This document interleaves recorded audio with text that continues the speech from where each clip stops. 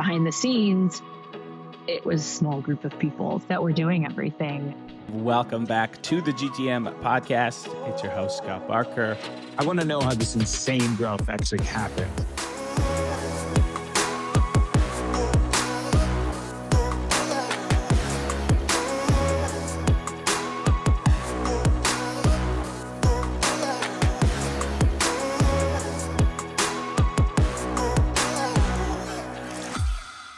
Welcome back to the GTM podcast.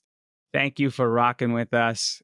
You're certainly in the right place if you're looking to hear real world stories from world-class leaders who are still actually in the trenches every day, making things happen.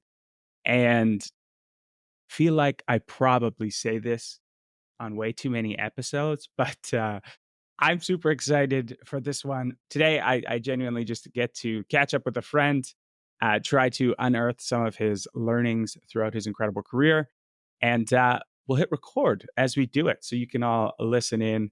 I am joined by my dear friend, Sam Jacobs, longtime sales leader and CRO, now the CEO and founder of Pavilion, who I imagine you all know.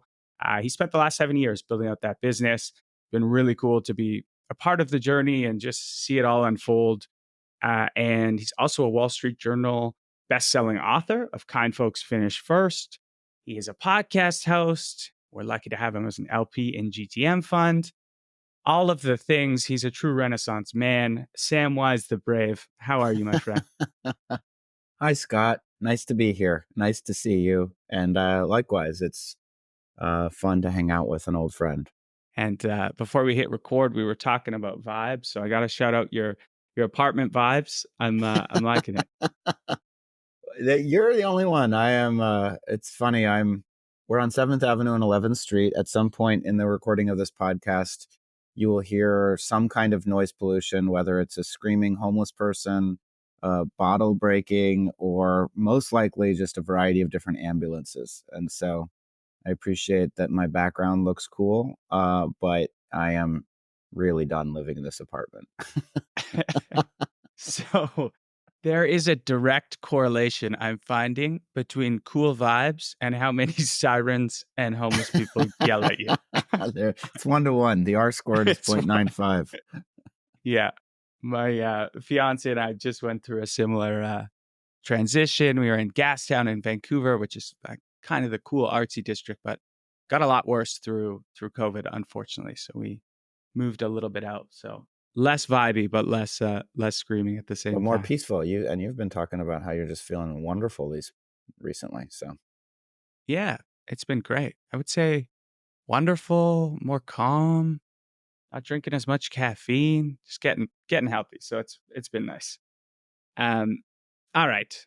So there's so many areas I want to take this, but try and do something somewhat topical. And you've got great opinions on everything. I always like your takes. And I think, we've talked about Silicon Valley Bank. Obviously, that was a wild situation for many folks, and it looks like there'll be an okay outcome.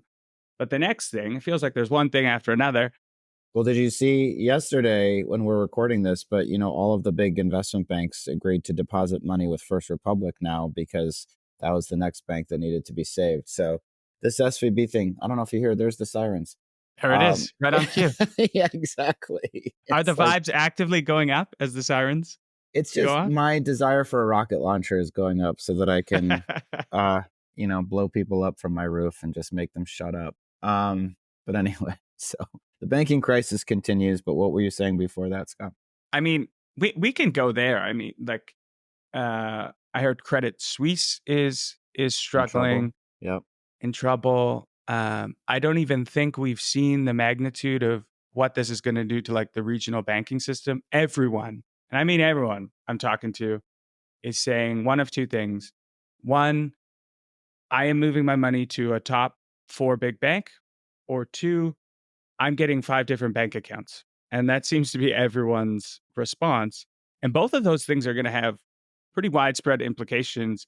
The first is easier to predict, right? You're going to see hundreds of small banks collapse. The second I don't think we've seen it. What happens when everyone spreads out their chips with banks? What do you think is going to happen, and how have you been kind of setting yourself up for this? What was your Well, first response? we were pretty directly impacted because, and we're recording this. It's the middle of March, and the previous weekend was when it was a week ago today. It's only been a week that the FDIC took control of Silicon Valley Bank, and we had just taken on a pretty major debt facility with them, and that gave us the ability to draw down a couple $1 million in term loan, and also gave us access to a line of credit.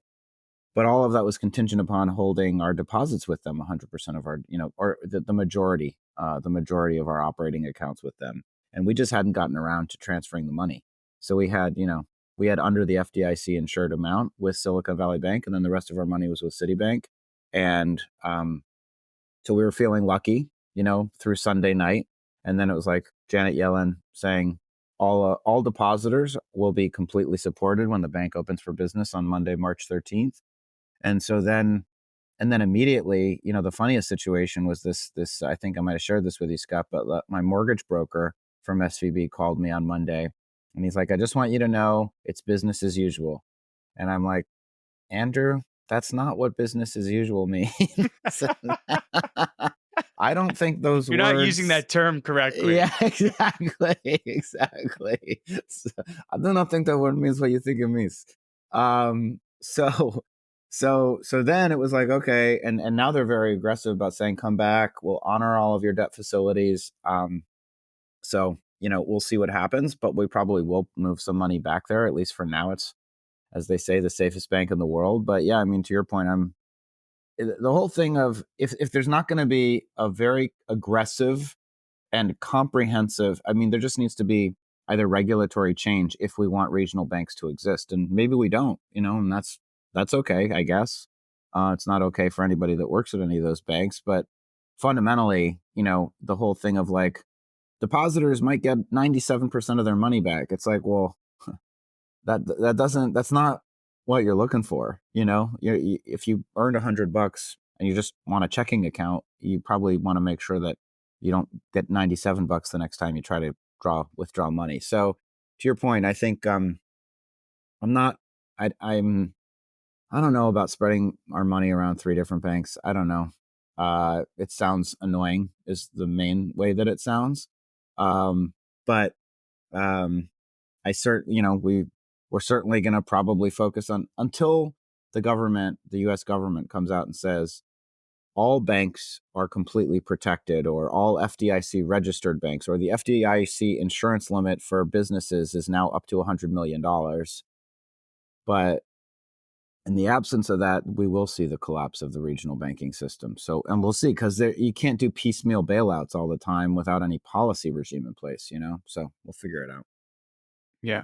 I mean, it's scary. And it's not just scary because of the deposits. It's also, well, what about my customers? If you sell to startups, the first order thing was like, can I get my money out? That's great. But if my friend can't get his money out and he's paying for a $150,000 Pavilion sponsorship, that impacts me just as much.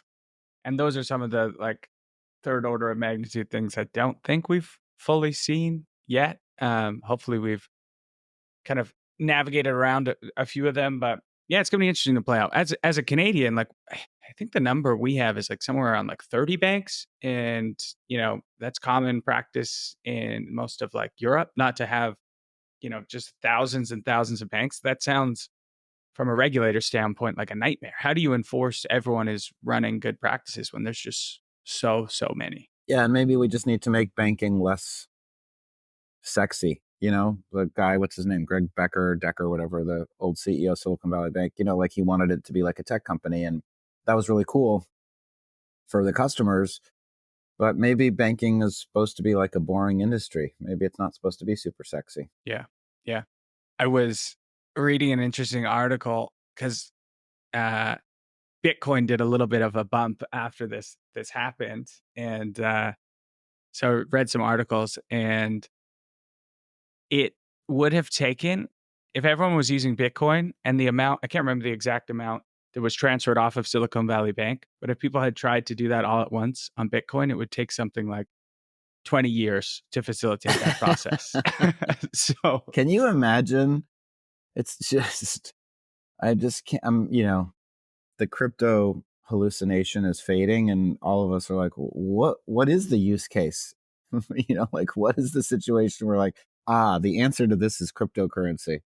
yeah, which that seemed like, oh, this is the use case. This is what we're talking about. And then you actually think of the infrastructure and the pipes, and it's like, oh, Well, no, also there's never nobody mind. to appeal to. There's no FDIC, there's no government. That's the whole point. So it's like, well, do you like the FDIC? Do you like that Janet Yellen can come in and say all depositors will be backstopped and the bank will open for business on Monday? I like that. I thought that was a good thing. Satoshi's not coming out of nowhere and saying, all right, I'll backstop all the Bitcoin, Yeah. baby. We're gonna do some Gemini stress testing or whatever. Awesome, man. Okay. We'll see how that all plays out. And of course, anyone directly, impacted, my heart goes out to you. Hopefully we've stopped the contagion as much as we can for now. But I want to spend the bulk of this time wrestling with just your story, because it's a really interesting one. I've had many a coffee and many beers and heard the different chapters of your life. So there's no doubt in my eye, that Pavilion is this marquee community where executives can learn, network, share amongst, true peers, which I think is a big element of why you've seen such insane growth that you have. But I want to talk through the origin story. Why were you called to start Pavilion, which at the time was Revenue Collective? Well, I wish I could say it was like some master world domination plan that I'd been concocting in a laboratory for some 20 years or something like that. But really, I am the customer of Pavilion, and that's basically where things started. I started bringing people together for dinners in New York, really in 2014 when I was working at a place called Axial. So it's been about 9 years. And I did it because I was a VP of sales that was struggling with trying to figure out how to do my job and how to be better at my job. And I was also feeling like I'd been to a couple, actually, as I'm thinking about it, I've been to a couple CEO dinners. And there's this one guy, and he shall remain nameless, but he hosted a CEO dinner, and my CEO of the company where I was working sent me as like the number two. And it was actually like a bit, the guy gave a lot of pushback in terms of me attending because I wasn't a CEO. And I felt like, I wanted a club to join where that guy couldn't join instead, and where like all of us that were operators could band together to help and support each other. And so we started going to dinner once a quarter, and then we started a email group so that we could ask questions. And the point of it was always to try and share. It was to share information about stuff that you couldn't Google, and it was really, a lot of it was related to compensation and to how to negotiate and think about executive compensation in the right way.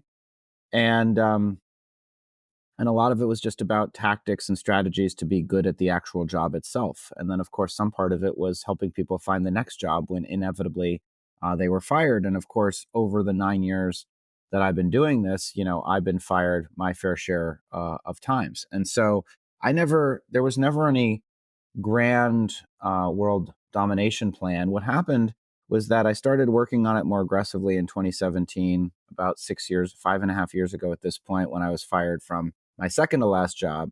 And then in 2018, people really, when I started doing the Sales Hacker podcast with Max, people started hearing about Pavilion, was called Revenue Collective at the time, from all over the world. And people started reaching out, Tom Glasson in London, Butch Langlois in Toronto, Andre Brassel and Tommy Taylor in Amsterdam.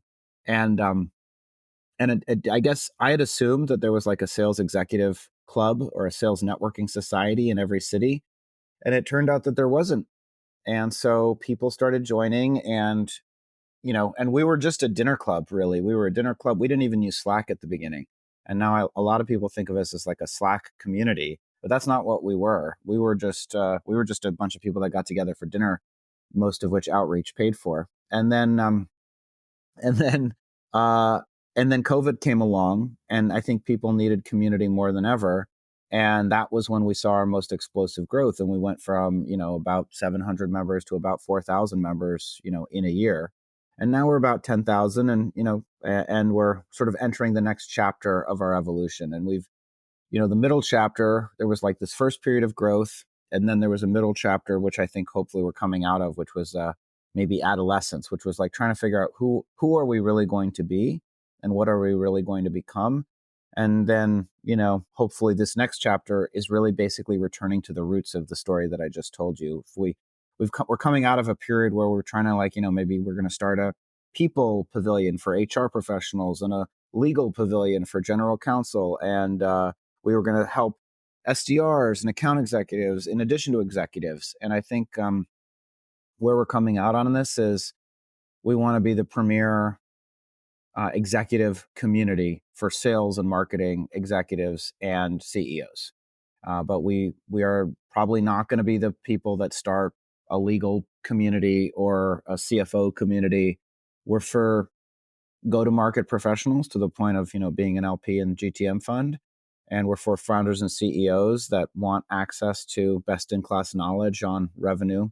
And we're not going to really be focused on training SDRs or account executives. We're really for what we were originally for, VP and above, and helping people get to the C-suite, get to become the CEO, help them navigate their career better, help them understand how to negotiate better. That's who we want to be. And there's a lot of those people out there, and that's who we want to serve. And the other thing I would say is that we're emerging out of is that we also, there was the draw of B2B. There was the draw of, well, let's sell directly to the company. I don't think we're going to do that, on a go forward basis. I think that our emphasis is going to be individual human beings. We want to work for the human being. We want to work for Scott Barker. We want to work for Max Altschuler. We want to work for Sam Jacobs. We don't want to work for your employer. We want to be able to have a job board. We want to help you negotiate. We want to help you protect yourself. And that's much harder when we serve a company as a boss and you as a boss. We just want to work for one person, and that's the individual human being. I mean, I love the shift back to your roots, and I feel like supporting the individual is how I always felt, in the Pavilion community. And I think it's a really smart move. I mean, there's somewhat of a conflict, right? If you're maybe a CRO who's in Pavilion and you're struggling with a dynamic with your CEO, or you're trying to negotiate your comp and that company's paying for your membership, like maybe you're less candid and willing to have some of those tough conversations. Yeah, I mean, hopefully, I think the company should reimburse, the member for their dues. But I think that fundamentally, like, I want the relationship to be with the CRO, and I want to work for him or her. I mean, it's a absolute no-brainer for companies to pay for a Pavilion membership. The speed at which you can just get those, ungoogleable answers is pretty uncanny. And right, we have LinkedIn, and there's some great content on LinkedIn, but we all know if you're actually in the trenches, like every LinkedIn post should at the end be like, but it depends on your business model and your stage and what's going on. There's so much context I don't have. So I don't actually have a clue if this is going to be relevant. Whereas where you have a community of true peers, you can seek out someone who is in your category, who's in your similar stage, who is sold to the same buyer, and be like, hey, I need an SDR onboarding playbook. What should I be thinking about? And then you have this contextual learning that can happen and just accelerate, what might have taken someone 2 months, 3 days. It's almost like the, ChatGPT, where you can get the answers and then it's your job to refine them and edit them to make them make sense for your business. Similar thing with Pavilion. You're just getting it from real human beings who have actually done it.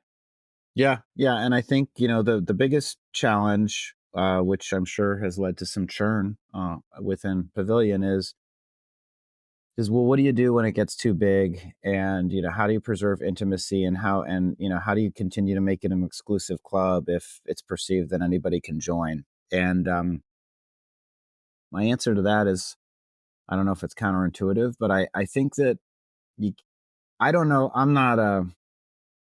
I'm not Soho House. I'm not Kim Kardashian. I'm not going to be the guy that runs the coolest club in town. I wasn't like a promoter when I was younger. So I don't know how to scale cool, like I don't, that's not the strategy for me. Sirens, I think. I think, so the way I'm thinking about it is like the community is in some ways the second order effect. I want people to come for the tools. I don't want you to worry about whether it's the cool club or the lame club. I don't want you to worry about, well, Soho House was cool 3 years ago, but now it's not as cool. I don't want that to be the conversation. I want it to be, they just released a course on how to make it from CRO to CEO and how to get your first CEO job. And that's something that I need to know. And they just announced that they're doing their big conference in Nashville, and Insight Partners is going to host their portfolio revenue retreat at the same time and is going to be a key sponsor. And if I want to connect to Insight Partners or other leading growth equity and venture capital firms, Pavilion's the place to do it. Or they're hosting the CMO summit, and the quality of the content that they're dropping is so amazing. Or they're doing this executive compensation course that's on demand that's released today. This is true. And if I want to know how to negotiate my comp the right way, that's the only place that I'm going to really learn the ins and outs of it. So I want to lead with value and utility. And then from there, the community obviously is the thing that supports all of that. And that's why we call it community powered learning. But for me, I'm trying to like cut the Gordian knot of like, I can't guarantee that every single person you meet is going to be a Nobel laureate. But what I can guarantee is that this is the essential place to figure out how to become a revenue executive and a productive, powerful one with a community behind you, supporting you where you want to go. So that's kind of how I think about it. CRO school, all of the programming that we're putting together. I want people to say, you know what, regardless of anything else, I need that information. I need that credential. I need that stamp of authority and approval. And also there's this amazing community behind it that supports us. I think it's a great way of looking at it. And I've always thought too, with Community Pavilion and others, you can't just have a community full of, folks with 15, 20 years experience as an executive, because sometimes it's hard to learn from those. If this is my first day, my first board meeting's coming up, I kind of want to learn from someone who's just had their first board meeting like a month ago. What did they do right? What did they do wrong? Like that is going to be really helpful for me, instead of, you have this exec who's so polished and like, wow, that just seems so foreign. I could never get there, so you need to have a breadth of people you can kind of lean on. And I love the fact that it's like, you won't care if this is the cool place to be when you are jumping into that first board meeting, or you've negotiating your comp, or you're just getting promoted, or you're trying to evaluate a role. Like I've had pivotal moments in my career,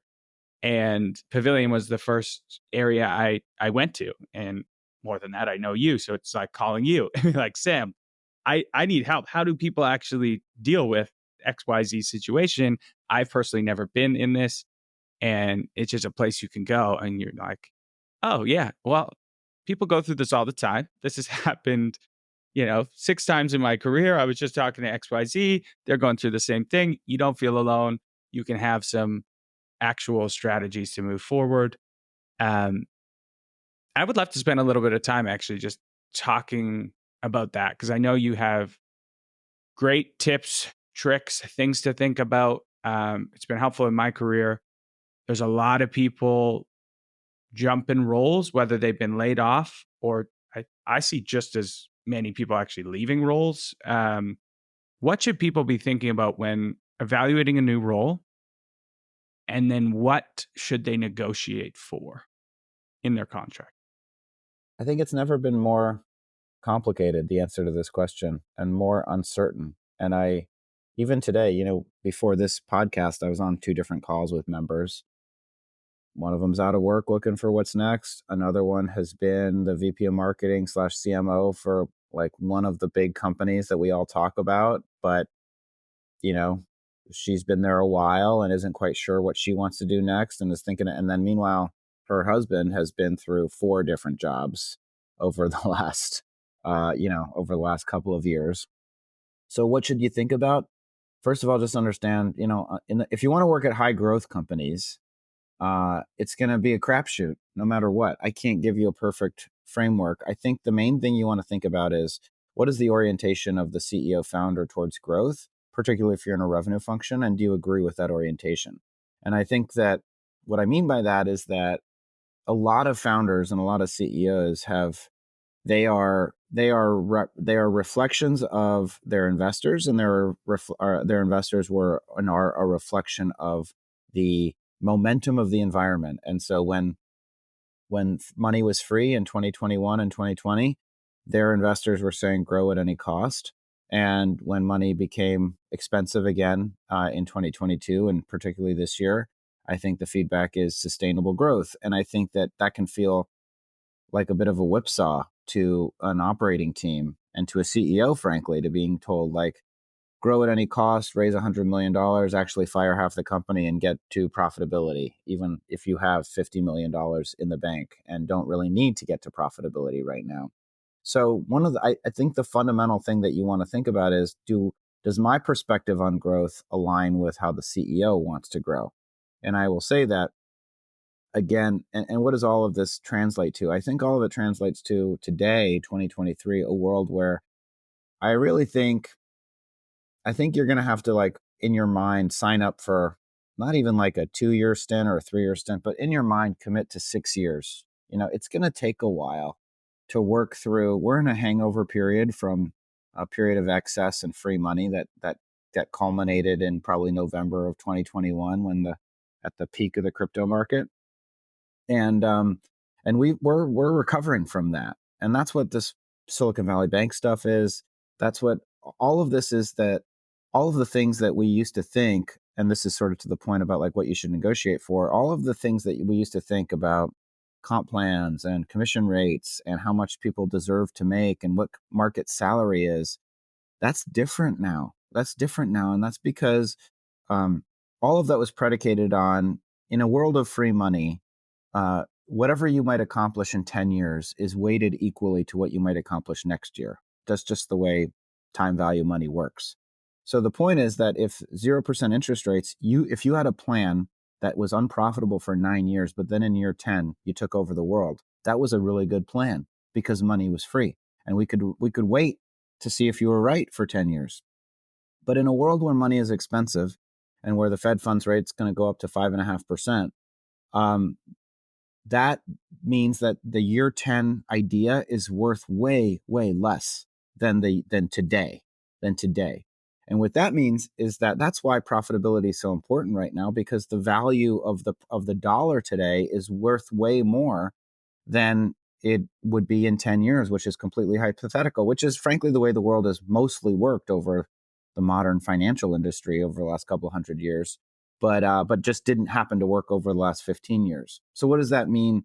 So when you're evaluating a company, that means that buckle up for a long ride and try to pick somebody that you really think you can work with for an extended period of time, and understand that even then it's a crapshoot. And then what does that mean to negotiate for? First, I think the number one thing I would advocate is for alignment. And I talk about that a lot. And that means that when the company wins, you win. And when the company loses, you lose. And I think CROs and VPs of sales are in a bad habit of, although I hope we're emerging from it, we'll see. But I think this idea that like the VP of sales is the person that brings in all the money, and he or she should be the highest paid person in the company. And they should also be fired every year and a half. I think that's not super healthy. But I also think it misunderstands how revenue is actually generated, which is across business units as a team sport, as a function of product market fit plus good marketing plus good sales. And so what does that mean in terms of comp? That means that, first of all, I don't think a VP of sales person should go in and be like, market is 250 for a total OTE of 500. I don't think half your money should be paid in commission if you're a VP of sales. I don't agree with that. I think that doesn't make any sense. If you really believe that sales is a team sport and that revenue generation is a team sport, then you should probably be willing to be paid the way that every other executive is paid. The way that we pay at Pavilion is 20% of every executive's base salary is their bonus opportunity, and we all achieve that bonus opportunity together if the company hits its goals. And if the company doesn't hit its goals, then we don't get paid the bonus. And I think that's fair, and I think that's the right way to think about it. So that's one thing, I think. But also, especially if you're in the US, I do think that you have to protect yourself a little bit, and that means, I think that you should pre-negotiate severance, and I think you should lock that in. And I think market is 3 months, and really, like, if it's a company of meaningful size and scale, then maybe you're looking at 6 months. And I think 6 months after having done a couple of years, and it really helped the company grow, is probably like the fair target for what you're going for. But I would say that 3 to 6 months is like the right amount of pre-negotiated severance, which feels like aligned with, again, what's fair. And then I think you have to think about what's the value of the equity, and do you understand how to value it? And are there terms that you can introduce into the equity to make it more likely that it becomes cash? And that's where, private equity has this famous phrase, "Your price, my terms."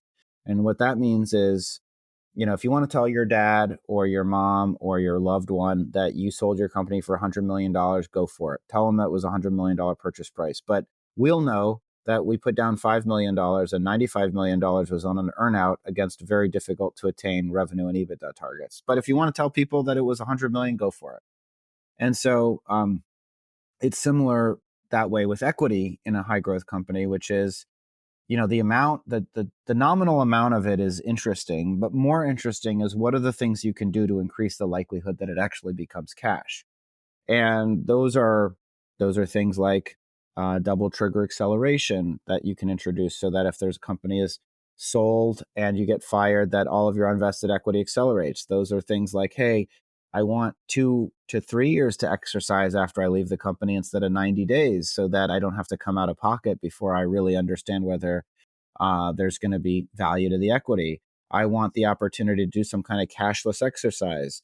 I want, if I find a buyer, I don't want the company to be able to block the sale. Maybe the company gets a right of first refusal, but can't outright block the transfer of securities if I can find a relevant buyer. These are all things, they're not about the amount of the equity. They're just about the terms of the equity. So those are some of the ideas that I have for people about negotiating. Last thing I'll say is, when we launched Pavilion, then Revenue Collective, there was 5 elements to the Bill of Rights, and I've addressed a few of them. But those 5 elements that are the key to any executive negotiation, in my opinion, are the right to due diligence, which means the right to understand what's going on with the company before you work there, the right to aligned compensation, the right to severance, the right to liquidity, which is the terms of the equity, and then the right to consult, which is, hey, if we're all going to work a million different places, then we need some ability to monetize our non-competitive expertise. And it's okay to have a side hustle, provided that it doesn't interfere with our day-to-day responsibilities of being an executive. I think those are all great advice. Just on the DDP, something I'll throw in there. Talk to the VCs. If it is a venture-backed company, talk to those VCs. Take it with a grain of salt. They have a vested interest in you probably joining the team, but they will be privy to some information that maybe the company is not telling you. And so have a conversation with a number of different VCs. And I can't emphasize enough how important those 3 things you said are. Entertaining like a cashless exercise, not being able to block a buyer. Like, this is actually fairly common stuff. You can go and be like, okay, I got to come up with $1 million to exercise my options. And like, oh, I'll just go find a buyer. They'll help me do so. They can actually block that transaction. And there is a weird incentive structure for them to actually block it, because that they can kind of read between the lines of like, oh, maybe they're not going to be able to come up with this money. And, so that is a big one. Double trigger accelerator, 2-3 years to exercise. That's huge. Is that common that people will say yes to that? That's the most common of what we've just talked about, is more time to exercise. And I can tell you that, again, I wrote about this on LinkedIn, but it bit me in the ass both ways. So I left one company and decided to exercise. I had to come up with, you had to make the decision. I asked for more time and they wouldn't give it to me. And then the company, so I exercised, I cut a massive check to the IRS. The company immediately did a down round. I'm nominally on the cap table, but honestly, I've never really heard from the company after that. So then I'm like, all right, I'm never exercising again. So I left another company, live stream, and I was going into work, one day, and my phone started blowing up, and it was everybody congratulating me, and it was like, hey, live stream sold to Vimeo, and I was like, it was just the worst day because I had intentionally decided not to exercise. And in both of those instances, if I just have the opportunity to wait a little bit longer, either something good or something bad would have happened. So like that's the common one. I think it's very, very valuable and meaningful if you have the opportunity to do that. Great advice. All right, I want to quickly go to a listener question. So for those maybe tuning in for the first time, we do take listener questions. So you can always send your thoughts, your questions to questions@gtmfund.com, and we'll try and answer them on a future episode. This one's super relevant. That's why I pulled it out. It goes a lot into what we're just talking about. I'm stepping into my first VP role, and I don't know what I should be looking out for in my contract. I've been here a while, and it feels like the comp might not be as competitive as industry standard. Would love your advice. This is pretty common. You're at a company for 7-8 years, which is like 40 in SaaS years, and you're getting these promotions, but they might not be at market rate. How do you handle that? How do you coach people to handle that? So again, what is market rate in 2023? So dear listener, your idea of market rate, if it's grounded in 2021 or first half of 2022 compensation, is not market rate anymore. Market rate at Facebook is you get fired. Market rate at Salesforce is they've done rounds and rounds of layoffs. So my first thing is like, don't get too uppity right now. Like now is not the time to be like, oh, like I said, I'm supposed to make 500 OTE. If you've never been a VP before, I mean this sincerely, and people don't want to hear it. And especially youngsters. We had a woman that worked for Pavilion, and she started, subtweeting us as soon as she left, saying, "Stop telling people that they should work for experience and not money." Listen, I'm not saying you should be poor. I'm not saying you should be taken advantage of. I'm saying if you've never been a VP before, maybe the opportunity to be a VP is pretty valuable, right? And maybe you're going to work a long time, and maybe your job is to not try and extract like maximum dollars from your employer when they're giving you an opportunity to step up, when you know that the average tenure is 17 months, when most of the time people get fired. So the first thing is slow your roll a little bit and don't worry so much about like what market rate is, because the market is different today. And market rate is that you'll get fired soon. So do you want market rate or do you want stability? So that's one thing I would say. I would say that, again, market is 50% of your money in base, 50% in commission against a quarterly target. I would say that I don't really agree with that. As I've mentioned, I think it's better to be able to live comfortably on your base and have an incentive that aligns you with the rest of the executive team. But I would say that as you become an executive, it's okay to look at your equity allocation and figure out if that's the right amount. And that's where I probably would defer more to market compensation than in terms of cash comp. And I would also probably look at severance and whether you can insert it. Because again, what you're doing when you ascend to the VP ranks is you're taking on more risk.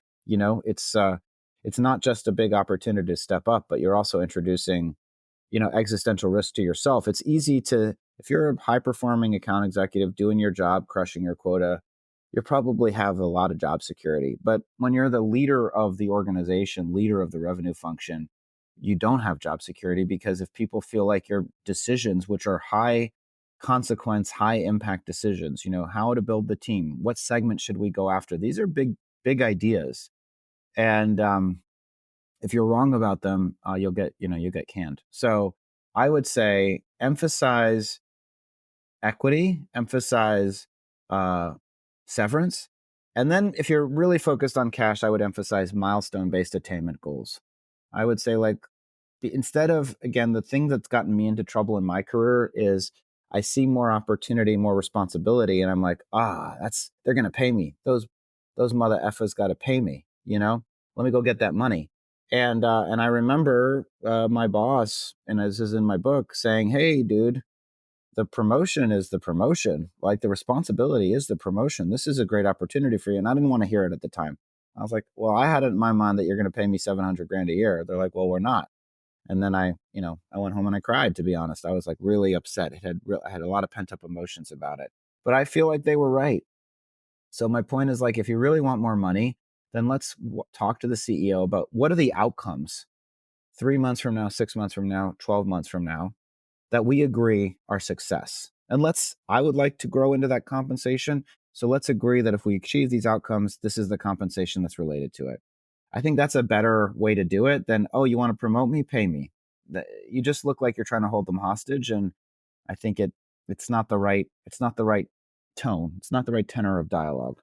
Couldn't agree more with the milestone based kind of incentive structure. That's something even super early on in my career, anytime I was negotiating for any bump, it would be in milestones. But because it becomes a no-brainer, right? It's of course, kind of like it's like sales. If I do these like, things, hey, will you pay me for it? Yes, I will. Yeah. And what does that mean to the business? Oh, that means the business making X. Why would we not cut off a piece for old Scott and Sam? So it's great advice. Slow your roll, emphasize equity, emphasize severance, look at milestone-based incentive structures when possible. I think that's awesome. All right, Sam, I got 2 more questions for you. We'll get some hot takes and then we'll wrap it up. This is always a fun one, and you can take this anywhere. It can be something we discussed in this pod or completely out of left field. I keep it intentionally vague. What is one idea that revenue leaders or founders believe to be true that you think is bullshit or at least no longer relevant? A couple of things. I've written about this and people misunderstand me, but the main thing that I think is bullshit is that salespeople generate the money. I think that money, and then some salespeople hear this and they get upset with me. My sales team saw me write something about this on LinkedIn and got upset with me. But they misunderstand. There's a little bit of nuance, and nuance is lost in the modern world. But the point is that a great product with great marketing generates awareness and interest, and then salespeople turn that awareness and interest and harness it and turn it into money. And then customer success, serves the customer and renews it, hopefully.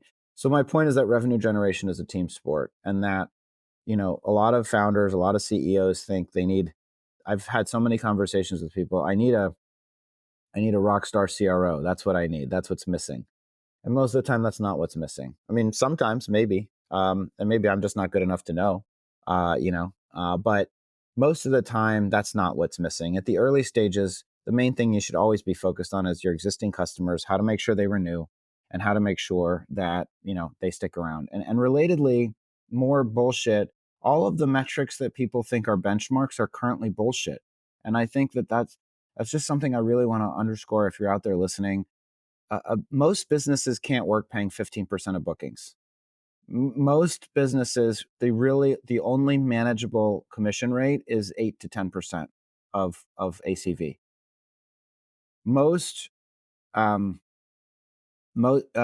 Your business is not worth 10 times ARR. Today, your business is worth, most public company SaaS businesses are currently trading at 4.8 times ARR. So your idea that your company is worth $400 million if you're doing 40 million in ARR, that is factually incorrect. If you're an account executive and you're bitching on LinkedIn, and I see, to the point, right? Like, I'm not the union leader of account executives. That's more like Ryan Walsh at RepView, right? But all of his data, all of his numbers, and all of his CRO experience came in an era of 0% interest rates. So all of the things that you think you know about what you deserve to be paid are based on free money, and they need to be updated to reflect the fact that money is no longer free. So you can tell me that, when market rate VPs of sales are making 500, 250, 250 at a 5 million ARR company. And I can say to you, maybe so. That math doesn't work for a business that has to operate in today's world.